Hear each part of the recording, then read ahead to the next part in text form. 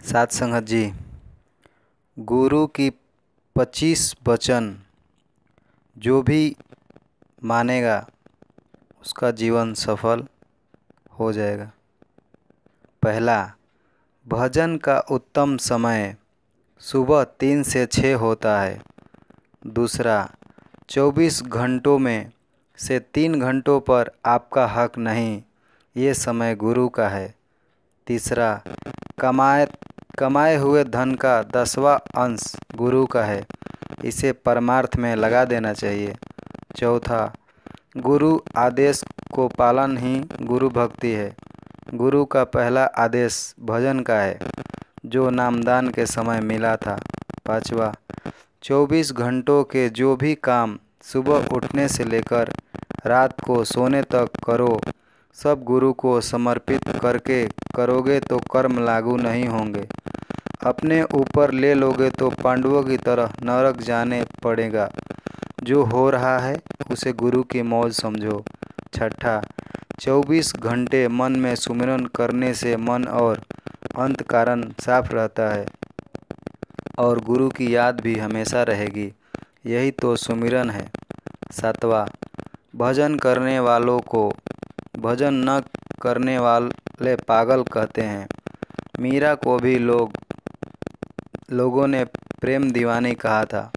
आठवां, कहीं कुछ खाओ तो सोच समझ कर खाओ, क्योंकि जिसका अन्न खाओगे तो मन भी वैसा ही हो जाएगा। मांसाहारी के यहाँ का खा लिया तो फिर मन भजन में नहीं लगेगा। जैसा खाए अन्न वैसा होए मन, जैसा पीवे पानी वैसी होवे वाणी। नौवा, गुरु का आदेश एक प्रार्थना रोज होनी चाहिए। 10वां, सामूहिक सत्संग ध्यान भजन से लाभ मिलता है। एक कक्षा में होशियार विद्यार्थी के पास बैठकर कमज़ोर विद्यार्थी भी कुछ सीख लेता है और कक्षा में उत्तीर्ण हो जाता है। 11वां, गुरु का प्रसाद यानी बरकत रोज़ लेनी चाहिए।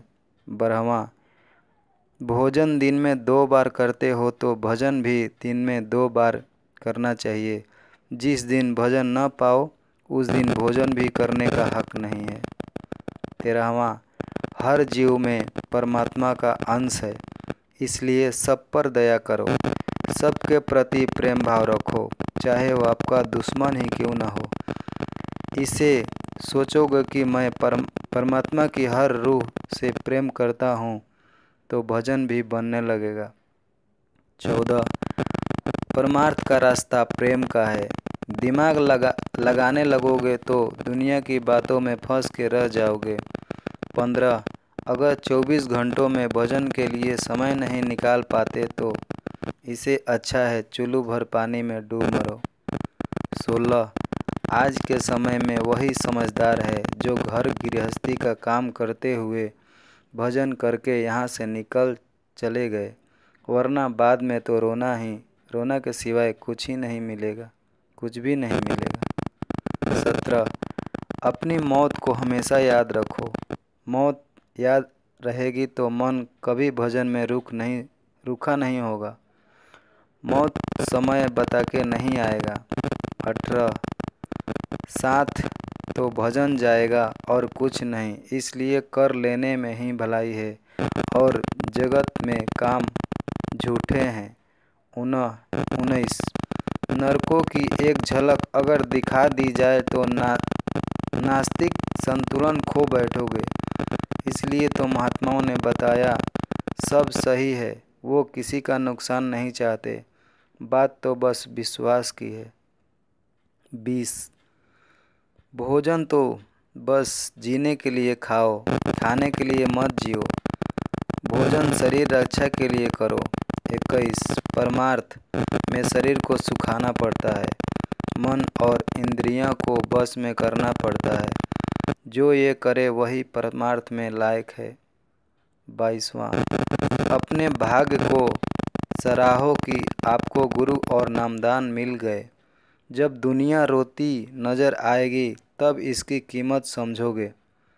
23वां, किसी की निंदा मत करो, वरना उसके कर्मों के भार तले दब जाओगे, क्योंकि किसी के कर्मों के लीद का पहाड़ अपने सर पर ले रहे हो। 24 भजन का बनने का कारण है गुरु के वचनों का याद न रहना। गुरु वचनों को माला की तरह फेरते रहो, जैसे एक कंगाल अपनी झोली को बार बार टटोलता है। 25वां इस कलयुग में 3 बातों से जीव का कल्याण को हो सकता है। एक सद्गुरु पूरे का साथ, दूसरा साधु की संगत और तीसरा नाम का सुमिरन। ध्यान और भजन बाकी सब झगड़े की बातें हैं।